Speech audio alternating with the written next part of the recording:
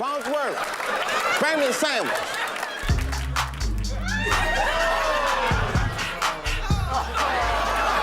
Nigga can fly, man. He can fly, believes in himself.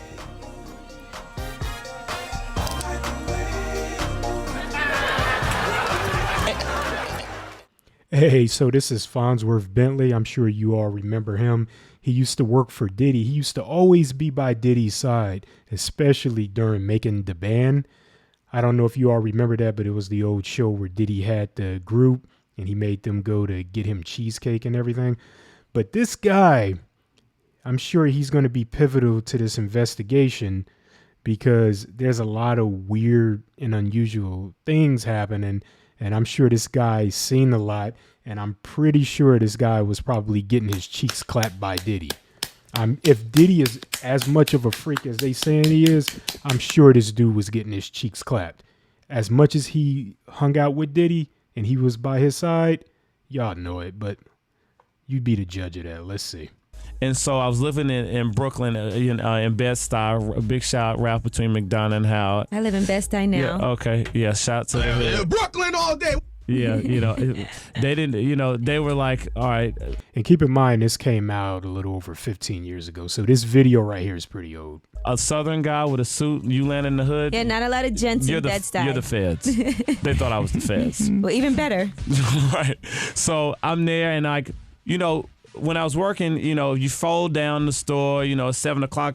Either I could go on the train, go back, try to change into something a little more, casual, denim or something. But I miss a lot of that good networking stuff, a lot of that, like right after work stuff.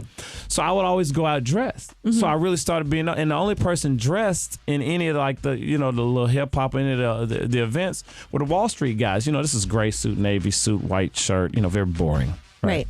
So when I'm in the chocolate brown 3-piece lavender shirt, foulard tie, with the chocolate brown suedes busting heads, I stood out. And I started to realize, I was like, okay, so New York is kind of weird. You got to act like you stood out, all right. Oh, yeah. We know you stood out, all right? Yeah, we know. Ish, before you even done anything. It's all about, people's perceptions of you. It's really weird. And so this was different. This was a different thing coming from Atlanta and just being, just a regular humble guy. So I was like, okay, I get it. And then I started to realize that I know a lot of these guys, but they don't know who I am and they don't know what I do. I could be anything. I'm anybody. A designer or a philosopher. I'm walking around with bow ties. The feds. It's the feds. Like I'm anything, like you said. So what I would do is I would always go up to folks just in general. And I urge all of the folks out there, who aspire to be in different things. When you see people just go up, sometimes it's not always about you saying, "Yo, I need an internship," or "Yo, I want to work." It doesn't work like that. Folks you have to establish a rapport. Mm-hmm. Just be memorable. Say something smart. Say something. You're paying attention to the culture. You're paying attention to what you're into. And I would do that. And I started to realize. So I would literally walk up to Puff, and and I'd be like, you want to do this, but you can't do this, and walk off. Whoa. Talk about my clothes.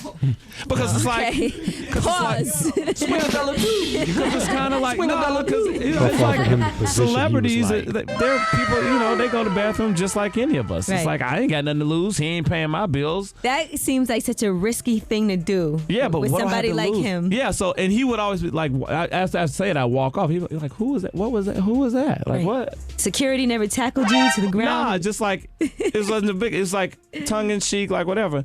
And so it became like almost like an inside joke. Every time I see him, it got to the point where I wouldn't have to say nothing. Say, you're at the party, you looking around, then you see this dude again. That's like, I'm like, how you doing? What's up? No, I'm just pointing like, yeah. That ain't it. Ooh. Like, you know what I'm saying? And so. And these are just stories from the past. I would like to use that. This title is, I saw Puffy go into a hotel room with a famous male rapper for hours with a bag of toys. As, what you call that? Just to clear the facts up what's going on. But it all started, we was in Atlanta. And this story starts when I'm with Puff and he's in the exotic bookstores and he's doing shopping, right? He's shopping, getting his stuff and everything like that. So, this is the first time I was ever in an exotic bookstore with Puff. So, I'm giving him his space. He's taking things off the shelves and stuff like that, because they gave him a brown paper bag. When they gave him a brown paper bag, he was just putting stuff in there. So I said, damn, you know, he got to go put it on the counter and, you know, show everybody what he's getting. He went in there So like, as he's going, I'm just looking at the places where he picking stuff from. So there's one part he picked up some things from up here on my left side. And then he picked like quite a few of them down. I was like, okay. He put them in the bag. So when I went by there and I looked up there and it said butt plugs. And I was like, hey, yo. I was messing with him. Because people don't understand, you know, we was like friends. He was a part of the same gang. So I'm still going to tease him. I'm still going to mess with him and everything like that. quick note here, y'all see this right here? This is a gold bar this guy has around his neck. That's pretty legit. That's tight. I could do that. It wasn't just no security thing. So I say, yo, what are you getting this for? And it said butt plugs. And he was like, yo, can I do my shopping by myself? I said, yeah, you can do it by yourself, brother. And he started walking and everything like that. So when he got to, I just waited at the counter. So when he got to the counter, he didn't even have to show the guy nothing. He just gave the guy a wad of money. I mean, like he gave the guy a stack something like this. And Puff wasn't the dude that carried no 20s and no 50s and nothing like that. And I mean, like, he just said, boom. And we walked out the store. So we had to leave Atlanta and go to North Carolina for a show. You understand? And it was him, this rapper, Sarah, and this other girl. We all got on a G5 jet, and we flew to G4 jet, and we flew to North Carolina. So later on that, I think that afternoon, same day, this rapper and him, they all in the room together. You know, it's Sarah, the girl, Puff, and this dude, this rapper. So I'm hearing at the door and stuff like that, like, yeah, so then next thing you know, somebody rang the doorbell. We had the presidential suite where we was at. So I opened the door and the dude said, yo, I'm here for my cousin. I said, who your cousin? And he said, Ja Rule. I said, well, he busy right now. He said, he busy doing what? I said, he with Puff, they're in the room, they busy, they don't want to be bothered. He said, well, I'm going in there.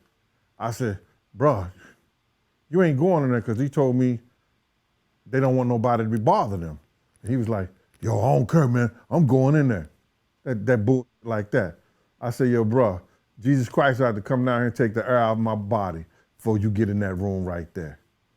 Watch. He tried to bum rush me. I grabbed his and threw him against the piano. When I threw him into the piano, Puff and Ja Rule runs out the room. Puff got his towel, Ja grabbing his towel, but they butt the naked. And so then Ja was like, yo, what's going on? Murder. Yo, G, that's my cousin. He know me well. You know, and Puff was like, yo, G, what happened? I said, he tried to get in the room. I told him he couldn't get in the room. And he was like, Puff looked at Ja. He said, yo, Ja said, you ain't want to go in that room because there's a lot of freaking going on. What's happening, Puff? I'll be back to you if JD ain't had enough. Yeah. Jermaine Dupri, king of the pedophiles, if you ask me, baby. The whole crazy drama around Diddy just got weirder. Cat Williams is now dropping some wild claims saying Diddy and Jermaine Dupri were up to some sketchy stuff, especially with young male artists like Chris Cross. You remember Chris Cross, right? Well, now there's talk that Chris McDaddy Kelly's overdose in 2013 might be linked to messed up stuff from his child star days. Even though rumors about Diddy's shady dealings have been around, a new video of Cat Williams straight up calling them out has fans going nuts. Seriously, what's the deal with this boy band? Back in the early 90s, hip-hop went on a wild ride with Chris Cross, that awesome duo making waves in the music scene. So you got Chris McDaddy Kelly and Chris Daddy Mac Smith bringing crazy energy and a style totally their own. But before they hit the big time, their journey started in the lively city of Atlanta, Georgia. Chris Kelly, born on August 11th, 1978, and Chris Smith, born on January 10th, 1979, soaked up the musical vibes of Atlanta. Now, imagine this. Man, these guys Fate were legends steps back in, in the day. and in man. 1991, these dudes catch the eye of the legendary producer Jermaine Dupri while they're rocking it at Lynx Mall in Atlanta. What did you see in those guys? When you first saw them at the mall, what did you see? Something that I still haven't seen today. They was in the mall. They was stars before I even came around. And they was in the mall. They was ghetto stars. Yeah. Like for real. They was in the mall walking around. There was girls at the cookie company giving them free cookies. I'm telling you, I was standing there in the middle of the mall looking at this like, who the is this? And I thought, because I wasn't really big on Nickelodeon and all that when I was younger, so I thought this was like some kids from Nickelodeon or something. People were actually, girls was acting wild about these little boys. Yeah. Dupri, with his eagle eye for talent, sees their potential and wastes no time signing them to his record label, So Def. Under Dupri's wing, Criss Cross kicks off their journey to stardom. Fast forward to 1992, and boom, their debut album, Totally Crossed Out, drops and blows up big time, selling over 4 million copies. Their standout single, Jump, is everywhere, topping the Billboard Hot 100 chart for a solid 8 weeks. The beat, the lyrics, and their killer chemistry have everyone hooked. But it's not just their music turning heads.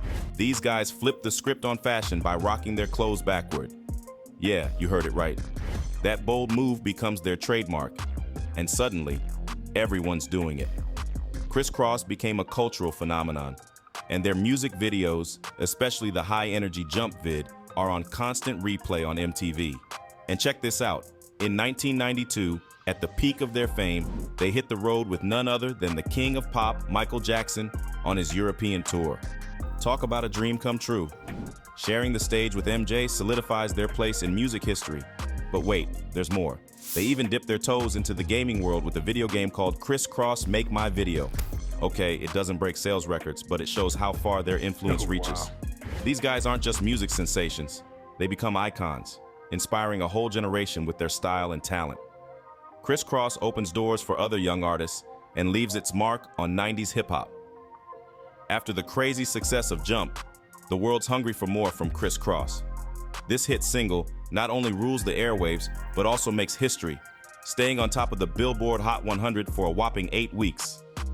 In 1993, the duo won the favorite new rap hip-hop artist at the AMAs and completely changed the musical landscape. Hey, yo, first of all, we want to thank God for making all this happen. Next, we want to thank our fans, because we wouldn't be here today. For selling 5 million records, too. Next, we want to thank our record label, Rough House, Columbia. Yo, check this out. First of all, I want to thank our man Jermaine Dupri, our producer, DJ Nab. Their infectious energy strikes a chord with fans of all ages, and suddenly Criss Cross is a household name. And don't even get me started on their backward pants. That becomes a nationwide fashion craze. After their massive hit Jump, Criss Cross is in the hot seat, facing the challenge of keeping the vibe alive and spicing up their sound while staying true to their unique style.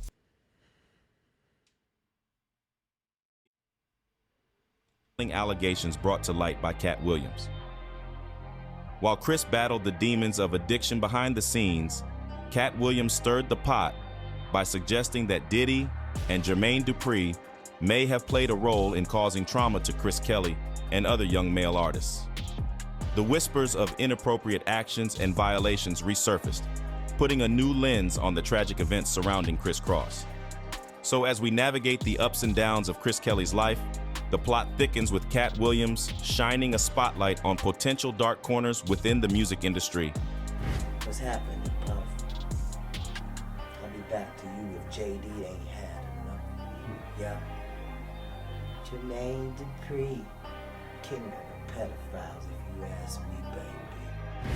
As we navigate the web of rumors and allegations surrounding Jermaine Dupri, it's crucial to connect the dots between Cat Williams' bold statements and the intriguing twist added by Bow Wow. Despite the lack of concrete evidence, Cat Williams didn't hold back, publicly labeling Jermaine with a derogatory term in a 2011 video where he took shots at various personalities, including Diddy and Steve Harvey. Back then, many brushed off Cat's claims, attributing them to potential intoxication. Recent comments that emerged on the video tell you everything that you need to know about Cat and his forecast. Cat was trying to tell us 12 years ago, and the way this video has aged is insane. Everything is really being exposed now. They tried to dismiss Cat as being crazy. Dude was telling us the truth all along. Surprisingly, Jermaine didn't respond or take legal action against the comedian, leaving fans wondering about the truth behind the accusations. The plot thickened in 2018 when Bow Wow, also mentored by Jermaine, teased cryptic tweets that hinted at undisclosed secrets. With the recent spotlight on allegations against influential figures like Diddy, fans are now casting a skeptical eye on Jermaine and others in the industry. It's a tangled tale of rumors, unanswered questions, and a growing sense of skepticism surrounding the once glamorous world of mentorship in the music industry. I remember watching Puff at the Beverly Hills Hotel. I'm filming this, and it's a pool party that is ridiculous, man. And I look up and I see Dr. Ruth. I don't know if you know who that is. The sex lady. The sex lady. I see Dr. Ruth. I said, Miss Ruth, could you please come over here? This guy by the name of Sean P. Diddy Combs. I need you to come meet him. I need this for my camera. Dr. Ruth and Puff at the Beverly Hills Hotel pool, dancing, doing their thing, right? Now, if the mere mention of Puffy Flavor Camp doesn't send chills down your spine, the jaw-dropping stories shared by celebrities about their time in this camp will undoubtedly leave you in shock. One of the stars who lived through the Puffy Flavor experience was none other than Usher. From a tender age, Usher was groomed to become an R&B sensation, and in 2016, he spilled the beans to Howard Stern about the eye-opening year he spent living with Puff Daddy at just 14. Usher didn't hold back as he shared, "I got a chance to see some things. I went there to see the lifestyle, and I saw it," during his first Stern Show interview. The revelations about what went down behind the scenes at Puffy Flavor Camp are enough to make anyone do a double take. It's a peek into the stark reality of the price of fame, as witnessed by a young Usher navigating the glitzy yet complex world of the music industry under the guidance of Puff Daddy.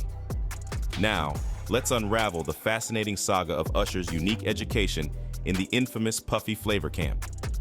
The story kicks off when a teenage Usher wowed music bigwig L.A. Reid with his musical prowess, earning himself a ticket to New York to live with none other than Puff Daddy during the peak of Bad Boy Records. Usher spilled the tea, saying, "In order to experience what it meant to really make it big in music, it was pretty wild.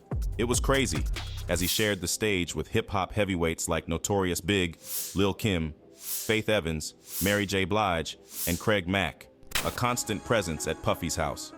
Usher humorously recalled being the little brother affectionately called Baby Boo by the crew.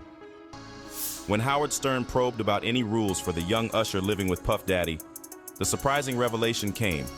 Diddy wasn't the disciplinarian type. "He was letting me be a young man," Usher spilled. Even without traditional schooling, Usher had a tutor and just enough cash to toe the line without getting into too much trouble.